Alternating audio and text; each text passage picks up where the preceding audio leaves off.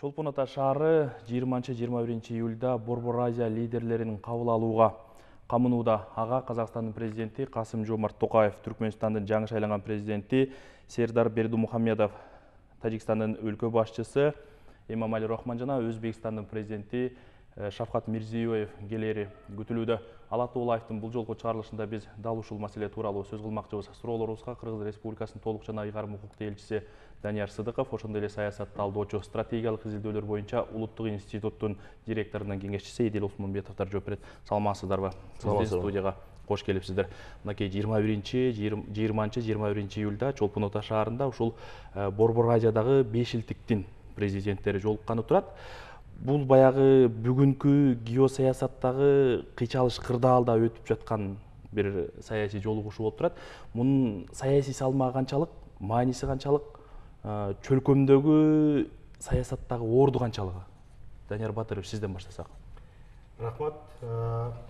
Биринчиден айтып кеткен сөз бул 4-чү отурум болуп атат. Пландаштырылган кезектеги биринчиси өзү 2018 жылы Нур-Султан шаарында өткөн.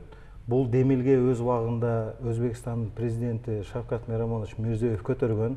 Ушундай консультативдик кеңешти өткөрөлү Борбор Азиянын президенттерине деп туруп демилгени көтөргөндөн кийин ошондо ошол замандагы Казакстандын президенти биринчи отуруму Нур-Султанда өтсүн деп туруп, анан 98 жылы Нур-Султанда өткөн. Кийинкиси Ташкентте өткөн 2019 жылы. Анан кезектеги 3-чү отурум өзү 2020 жылы Бишкекте өтө турган пландаштырылган, бирок пандемияга байланыштуу, анан баягы биздин өзүбүздүн ички маселелер байланыштуу бул отурум Ашхабадка өткөн да. Анан быйылкы 4-чү отуруму бизде Кыргызстанда өтүп атат. Бул өзү биз үчүн, Кыргызстан үчүн өзүнчө жана өзгөчө тарыхый иш-чара болуп атат. Анан биздин президентибиз үчүн бул өзүнчө дагы тарыхый иш-чара, себеп бул өзүн Борбор Азиядагы кесиптештерини Кыргызстанда биринчи жолу кабыл алуу, Түркмөнстандын жаңы президенти дагы сыртка чыга турган биринчи иш сапары болуп атат. Ошон үчүн аябай мындай чечимдери боюнча анан кандай маселелер талкуулалат, бүгүнкү сиз айтып аткан геосаясий иш-чаралардын мындай фонунда өтүп атканы бул кезектеги Борбор Азиянын президенттеринин отуруму өзгөчө жана мындай символикалык болуп атат. Себеп Борбор Азия биригиш керек, ынтымактуу болуш керек, бирдикте иштеш керек деген идея өзү 90 жылдан бери келатат. Себеп ал кездеги чакыруулар жана коркунучтар өзгөчө болгон. Бул өзүңүздөр билесиздер, терроризмге каршы күрөш, наркотикке каршы күрөш, транс улуттук кылмышкерлерге күрөштөр, ошондой чакыруулар өзгөчө болгон. Бүгүнкү күнү жаңы чакырылыштар пайда болду. Бул ушул пандемиянын кесепеттери, анан азыркы геосаясий фону да болуп атканы, анан мына кече дагы президенттин администрациянын тышкы саясат бөлүм башчысы жарыяланып кетпедиби? 3 блок менен бул иш-чара талкууланат.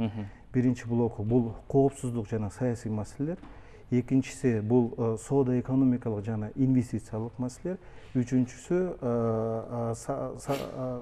маданий жана социалдык тармактагы маселелер. Бардыгы бир максат, биригип туруп кандай кадамдарды бирге таштайбыз, ошол чакырууларга кандай иш-чараларды бирге көрөбүз.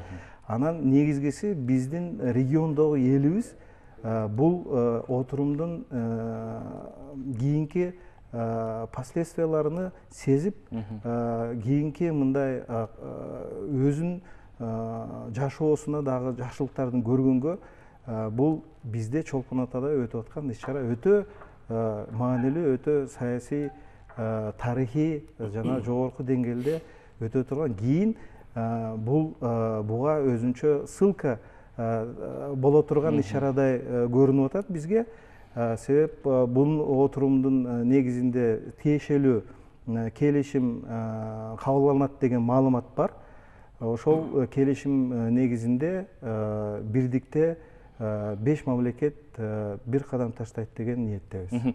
Элдин мырза, күн тартибине коюлган маселелер жогоруда Данияр Батырович айтпадыбы, 3 блок боюнча депчи, карала турган маселелердин актуалдуулугу боюнча сиз кандай пикир айтат элеңиз? Сиз туура айтып атасыз. Бул бир жагынан Кыргызстан үчүн, Борбордук Азия мамлекеттери үчүн башка бул геосаясатынан аябай маанилүү окуя. Мен үчүн биринчи жагынан карап көрсөк, аябай геосаясат катаандашуу болуп атат. Батыш мамлекеттер, Орусия, Кытай, анан Борбордук Азия өзүнчө мындай туруктуу аймак катары сөзсүз токтотуш керек да, ошо бир күн тартибине. Ошон үчүн мен ойлойм, бул чолпонтой өткөн, бул Кыргызстан үчүн, башка мамлекеттер үчүн дагы бул маанилүү тарыхый окуя болот. Биринчиден, бул экинчиден бул азыр геосаясат жаңы дүйнө куруп атпайбы? Азыр аябай көп геосаясий кыймылдар болуп атат. Коркунучтар болуп атат да. Анан карап көрсө күн тартиби туура бир жагынан. Бул экономика жагынан, экология, анан негизги мындай күн тартип болуш керек Борбордук Азияда. Эмне үчүн? Биз көрбөдүк, пандемия өттү. Анан башка мамлекеттердин алардын улуттук кызыкчылыгы бар. Тышкы күчтөр бар, глобалдык, аймактык, алардын да өзүнүн күн тартиби бар да. Анан өзгөчөлүгү эмнен? Бул жумушчу топ эметкенде 5 мамлекеттин ичинде. Бул тышкы күчтөр жок. Бул 5 мамлекеттер өсүү, бул неформалдуу сүйлөшөт. Бул жакшы эмне үчүн? Бир жагынан бул биринчиден экономика жагынан болуш керек, транзит боюнча. Орусча айтканда диверсификация болуш керек. Анан экинчиси чоң, мен ойлойм, бул чоң суроо, бул чоң чакырыш, бул келечек Борбордук Азияда кандай болот? Ошондо сөзсүз биз бир күн тартипте бир коопсуздук түзүш керекпиз. Анан 5 мамлекет келишим сүйлөп атпайбы? Мындай достук менен эч кандай бир оор маселени болсо сүйлөшүп чечели, дейм. Бул мен ойлойм, бул чоң тарыхтуу геосаясат жагынан маанилүү окуя болот да. Анан карап көргүлө, бул мындай болуп атпайбы? Мындай бул келишим, бул чогулуш Кыргызстанда пандемияда убактында болуш керек болчу да. Бирок пандемия болуп кетип, биз жылып өткөндө Ашкабадта болду. Анан бүгүнкү күндө 20-кылымда, азыр 22-жылда аябай оор геосаясий кырдаал. Украинада болгон окуя, башкалар мамлекеттерде, Афганистан бар, башка. Ошон үчүн мен ойлойм, бул жакшы кыймыл. Биринчиден, экинчиден мен ойлойм, бул Борбордук Азия, бириккен Борбордук Азия болсо, туруктуу мындай бай мамлекеттик, анан стабилдиктүү, бул бүткүн постсоветтик пространствого берет, Кавказга дагы берет, анан Афганистанга да берет да. Ошон үчүн мен ойлойм, бул маанилүү. Күн тартибине коюлган маселелер ошол эле учурда баягы кол коюла турган, макулдашыла турган маселелердин арасында Борбор Азиядагы 5 илдик кандайдыр бир конфликтти сүйлөшүү менен, достук менен чечет, ошол эле учурда бири-бирине курал колдонбойт деген маселе айтып атат да. Мындан биз бир жыйынтык күтсөк болобу? Себеби акыркы мезгилдердеги кыргыз-тажик окуясы бар. Ушундай жагдайдан мындай бир натыйжа болот деп күтсөк болобу биз бул жыйындан? Бул өтө биз үчүн аябай маанилүү пункттардан бири ушул макулдашууда. Себеп чек ара тараптагы коопсуздук маселе, чек ара тараптагы бүгүнкү ал акыбал биздин өзү аябай мындай көйгөйлөрдүн бири деп эсептесек болот. Себеп ал жакта эл дагы кыйналып калды. Кандай маселе болбосо дагы чыр-чатакка айлана турган шарттарды жокко чыгарыш керек. Ушул келишим ушундай шарттарды түзөт деген аябай чоң үмүттөбүз. Себеп бар болгон азыркы ал акыбал биздин кошуна мамлекеттер менен эки тараптуу негизинде чек ара маселеси сөзсүз чечилиш керек, эч ким аралашпаш керек. Бирок тиешелүү мындай кырдаалга жакшылык, мындай жардам көрсөтүү боюнча тиешелүү балкимдир соода экономикалык, инвестициялык климатты ошол тармактагы көтөрүүгө бир ишараларды көрөт деген ошол макулдашуунун негизинде болот деген ниеттебиз да. Бул ушул 5 илдиктеги жолугушуунун бир өзгөчөлүгү Түркмөнстандын жаңы шайланган президенти Сердар Бердимухамедов келатат, ошондой эле Өзбекстандын президенти Шавкат Мирзиёев. Адатта бул эки өлкө тең нейтралдуулукту, бейтараптуулукту карманып келген жагдайы бар да. Анан бул жыйынга келаткандыгы эмненин белгиси, эмнени камкуулайт бул? Мен сиз менен бир жактан макул боломун. Себеп Түркменистан өзү ошондой нейтралдык жагынан өзүнүн позициясын кармап келген. Бирок Өзбекстандын позициясы бул 5 мамлекеттин бириктирүү, регион бириктирүү боюнча Ушул мен жогоруда айтып кеттим, бул өзү Өзбекстан президентинин демилгеси болчу. Бул жеке Мирзиёевдин демилгеси. Ооба, туура, жеке Мирзиёев өз убагында бүткүл улуттар уюмунун отурумунда ушул демилгени көтөргөн. Ушундай кеңешмени, консультативдик кеңешмени бир өткөрсөк, Орто Азиядагы президенттер деп туруп ушул демилгени көтөргөн. Бул демилгени бардыгы президенттер колдоп туруп, анан мен жогоруда айтып кеткендей, ал убакта Назарбаев Нурсултан Абишевич Казакстандын президенти болчу, ошол айтты, анда Астанада биринчи отурум өтсүн деп туруп, ошондо 15 март жаңылышпасам 98-жылы биринчи отурум ошол жактан өткөн да. Кийинки ушул демилгенин автор катары Ташкентте өткөн. Аны Шавкат Миромонович өзүнүн борборунда өткөргөн да. Ошон үчүн бул тармакта өзү Борбор Азиядагы ынтымакка алып келе турган, мындай бир саясаттуу алып бара турган Өзбекстандын жаңы ал убакта жаңы шайланган президенти салымы аябай зор. Бул киши өзү Борбор Азиядагы Өзбекстандын мындай бир лидер, алдыда жүрүүчү мамлекет катары көрсөткүсү келет деген ойлорду айтылат да. Сиз кандай ойдосуз ушуга? Билесиздерби, эми бул баягы чыгыш тармактагы эксперттердин же башка бир эксперттердин ой пикирлери өзү бүгүнкү мына эртеңки анан бүрсү күnkү иш чара дагы бир жолу көрсөтүп атат. Борбор Азияда мындай лидер жок. Себеп бул деген бирдикте 5 лидер регионду көтөрөбүз деген ниеттерин билдирип атат да. Ар кандай айтып атат, кээ биркилер Казакстандын президенти лидер болуп атат, кээ биркилер Өзбекстандын президенти. Себеп алар чоң мамлекеттер, площадь аянты боюнча, анан экономикасы боюнча сөзсүз баягы өңдүрүш жагынан дагы эми алар күчтүү мамлекет, мүмкүнчүлүктөрү табият жагынан дагы Кудай берген аларга мамлекеттер да. Биздики өзүнчө башка өзүбүздүн эффективдүү тармактарыбыз бар. Ошону дагы колдонсо, ар бир мамлекет бул тармактарды бири-бирине салып туруп колдонсо, ошондо региондун өзү мүмкүнчүлүктөрү да башкача болот. Ошондо дагы региондун өзү кызыкчылыгы дагы башка инвесторлорго дагы, башка региондорго дагы өзгөчө болот. Сиз айткандай, мына лидер ким борбор да, бул 30 жылдын ичине карап көрбөдүк тарыхтачы, ар кандай адистер ар кандай дейт. Кээ бир айтчу бул Казакстан болот лидер, Өзбекстан. Бирок мен 1 жылдын ичинде көрбөдүк. Бүгүнкү күндө мен ойлойм бирге эле күн тартип түзүп, мындай көйгөй маселе койгондор чече алабыз да проблемаларды. Ар бирден лидер болгон мен эч чече албайт. Мындай карап көрсөк, Борбор Азияда 5 мамлекетте 70 миллион киши. Мындай биз бириккен бир күн тартип болсо, ошондо баарыбыз жетет. Суу жетет, майыбыз жетет, баарын көйгөй маселени Борборда чече алабыз. Анан геосаясаттын деңгээлде, глобалдык деңгээлде карап көрсөк, бул 5 мамлекет бириксе, анан дүйнөлүк аянтка чыгабыз да. Анан дүйнөлүк аянтта геосаясаттык салмагыбыз көбүрөөк болот. Анан башка регионалдык же глобалдык оюнчулар бар да. Алар дагы бир мамлекет менен сүйлөшсө бир салмагы, а 5 мамлекет менен оорураак болот да. Ошон үчүн мен ойлойм бул аябай жакшы кыймыл. Анан жыйынтыгы жакшы. Анда бул Борбор Азия аябай жакшы алып барат да. Анан Кыргызстанды карап көрсөк, биз Кыргызстанда 30 жылдын ичинде биз өзгөчө саясий жол менен өстүк, эгемендибизде. Бир жагынан биз демократия жолун тандап алдык, эркиндик.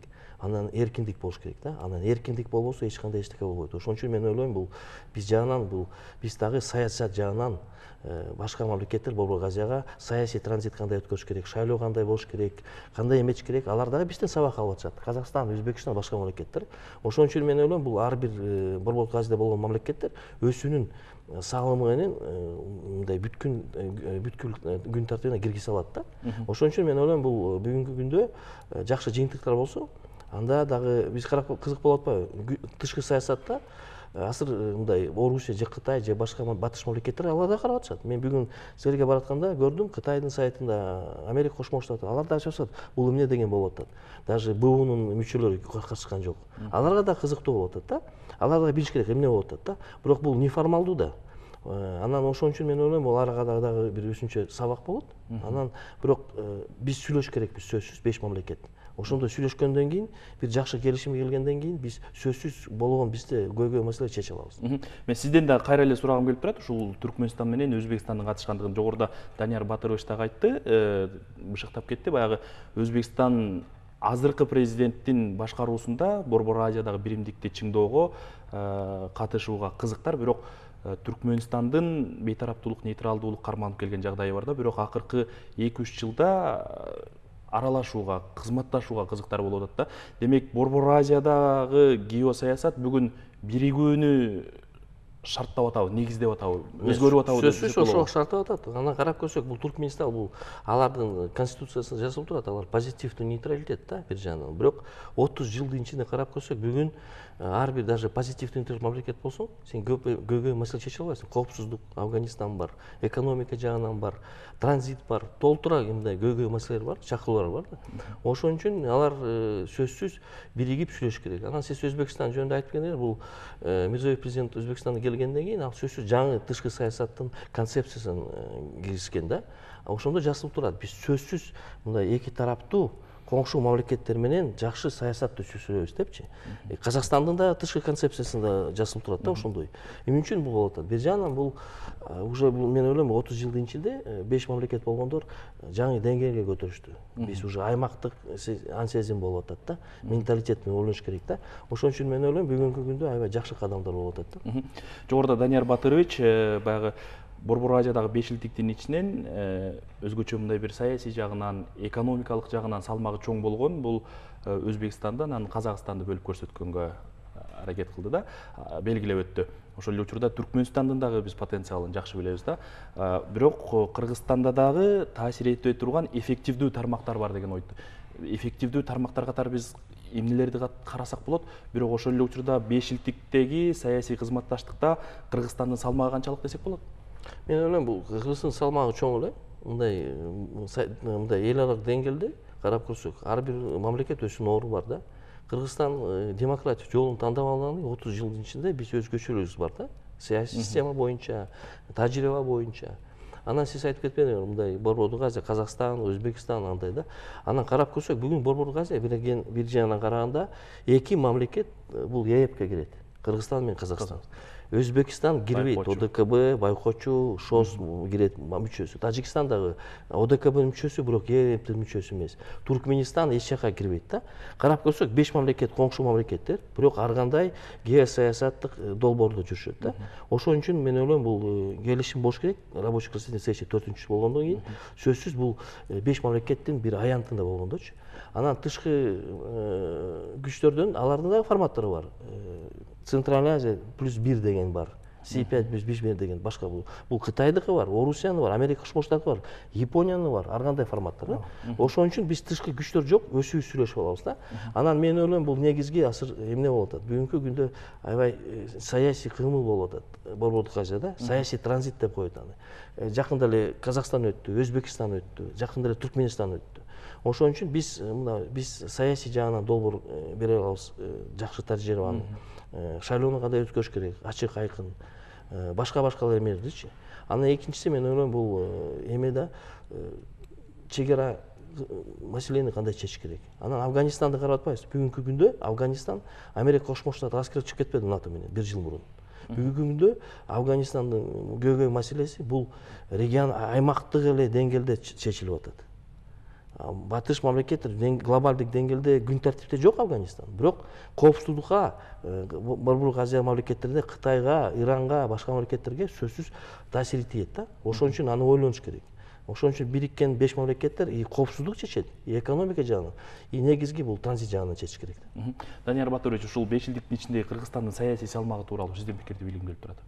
Сиз эмне айтат элеңиз? Ошол 5 мамлекеттин ичинде ар бир мамлекеттин өзү саясий салмагы өзүнчө. Буну кимиси көбүрөөк, кимиси азыраак деген айтканга туура эмес болот. Ар бир мамлекеттин өзүнүн саясий салмагы өзүнчө. Биздин дагы саясий салмагыбыз дагы өзгөчө дагы, өзүнчө дагы. Биз өзү мурунтан бери бириктире турган мамлекетпиз. Ар тараптуу тышкы саясатты өткөрө турган, ынтымак алып келе турган саясатыбыз деп туруп келип эле атабыз да. Анан бүгүнкү биздин тышкы саясат концепциясы да ошондо жазылган. Эң приоритеттүү бул Борбор Азия мамлекеттери менен кошуна боордош мамилелерди колдоо жана өстүрүү, анан кийин союздаш мамлекеттер менен. Ошон үчүн биздин салымыбыз бул бирикмеге аябай чоң жана маанилүү деп эсептеймин. Мына жогору Элин мырза да айтып кетти, саясий жагынан кандай салымыбыз бар. Ачык айтканда баягы транзиттик долбоорлор дагы бизде бар. Аябай мындай чоң регионалдуу транзиттик борборлор бар. Ошол эле Кытай, Кыргызстан, Өзбекстан деген темир жолу бар. Бул дагы Борбор Азияга аябай мындай кызыктуу, анан жакшы мындай мүмкүнчүлүктөрдү алып келе турган долбоор. Андан дагы бизге эгерде айыл чарба жагынан да карасак дагы бизде Кыргызстанда Совет мезгилден бери эт, жүн, тер, сүт дегендер биринчи орунда келаткан. Ошону эле азыр биз өндүрүп туруп өстүрсөк, ошол биздин продукциябыз Борбор Азияга аябай кызыктар болот деп туруп, мындай кичинекей эле бул үлгү катары деп айтып атамын. Себеп ар бир мамлекеттин өзүнчө өзүнүн салымы дагы бар, салмагы дагы бар да. Эгерде бардыгы бир казанга салса, ошондо бир күч болобуз. Ошондо бир региондун бир добуш дагы болот. Ошол дүйнөлүк деңгээлде ар бир кандай гана саясий деңгээл болобу же инвестициялык деңгээл болобу, ошондо биздин регионубуз өзүнчө кызык регион болот деп эсептейм. Бул жолугушуу ушул Россия жана Украина ортосундагы мамиленин жаралгандан кийинки биринчи жолугушуу. Ошол эле учурда Казакстанда январда болгон окуядан кийинки биринчи жолугушуу. Ошол эле учурда Түркмөнстандын президенти жаңы шайланды, Өзбекстандын президенти дагы жаңы шайланды да. Анан ушундай шартта сиз жогорудагы сөзүңүздүн башында айттыңыз, бул тарыхый жолугушуу.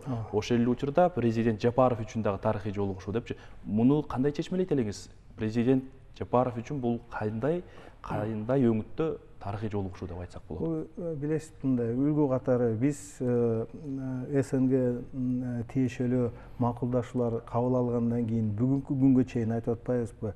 Минский конвенция деп туруп, же Алматинский конвенция деп туруп айтып атабыз, ссылка берип туруп. Же мындай өз убагында Азербайжан менен Армениянын мамилелерине түздөбүз деп туруп, өз убагында Бишкектик декларация деп туруп 94-жылы кабыл алынган, ошондой ссылкалар деп туруп. Мен үмүтүм, ниетим ушул бүгүнкү эртеңки отурум Борбор Азия үчүн кадимкидей эле ошондо тарыхый чечимдер кабыл алгандан кийин ушундай Чолпон-Атинский декларация, Чолпон-Ата келишими деп декларация деп туруп, өзүнчө тарыхый наам болуп калат деген ниеттемин. Ошондо ким президент болгон, ошондо Жапаров, Садыр Нуркожоевич президент болгон дегенден кийин ушундай ниет менен тарыхый иш-чара бул биздин президентибиз үчүн. Себеп бул биринчи иш-чара, мындай эл аралык жогорку деңгээлде Бишкекте өтүп атканы шайлоодон кийинкиси. Анан сиз мына өзүңүз жогору айтып кеттиңиз, президент Мирзиёевдин жаңы шайланганы, Түркмөнстандын жаңы президенти Токаев мырзанын мындай чоң иш-чаралар өткөндөн кийин, ал жакта да референдум болду жакында, конституциялык референдум өткөнү, анан кийин мында геосаясий фондун негизинде бул өзү негизи пландаштырылган кезектеги отуруму өзүнчө ушундай бир маанилүү эл аралык иш-чарага айланды деп айтсам жаңылышпайм. Кошумча айтсам, бул өзгөчө маанилүү окуя сөзсүз. Эмне үчүн? Биринчиден мындай карап көрсө, 1-2 жылдын ичинде пандемиядан кийин 5 мамлекеттин президенттери чогулган жок. Бүгүнкү күндө Кыргызстанда Чолпонтада чогулуп атат, көлдүн да мындай эметкенде. Бул дагы маанилүү Кыргызстан үчүн. Анан Чолпон-Атинский декларация болобу же башкасын кадам менен, мен ойлойм бул үчүнчү бир жакшы кадам, бул мындай туруктуу Борбордук Азия үчүн, коопсуздук Борбордук Азия үчүн. Демек, муну бир формалдуу гана жолугушуу эмес, жыйынтык күтсөк болот. Сөзсүз. Күч керекпиз. Чоң рахмат мырзалар, студиябызга келип, суроолорубузга жооп бергениңиздер үчүн сиздерге ыраазычылык билдиребиз. Ала Тоо Лайфтын бул чыгарылышында Борбор Азия лидерлеринин 4-чү кеңешмеси тууралуу сөз кылдык. Иш-чаранын маанисине, күн тартибине коюлган маселелер тууралуу азын-оолак талкуу кылдык. Белгилей кетсек, аталган кеңешмеге казак президенти Касым-Жомарт Токаев, Тажикстандын өлкө башчысы Эмомали Рахмон, Түркмөнстандын жаңы шайланган президенти Сердар Бердимухамедов жана Өзбекстандын мамлекет башчысы Шавкат Мирзиёев келе турганы күтүлүүдө. Ал эми биздин суроолорубузга Кыргыз Республикасынын толук жана ыйгарым укуктуу элчиси Данияр Сыдыков, саясат талдоочу стратегиялык изилдөөлөр боюнча улуттук институттун директорунун кеңешчиси Эдил Осмонбетов жооп берди. Берүүнү мен Амантур Шергазиев алып бардым. Кайрадан эфир аркылуу амандашканча саламатта туруңуздар.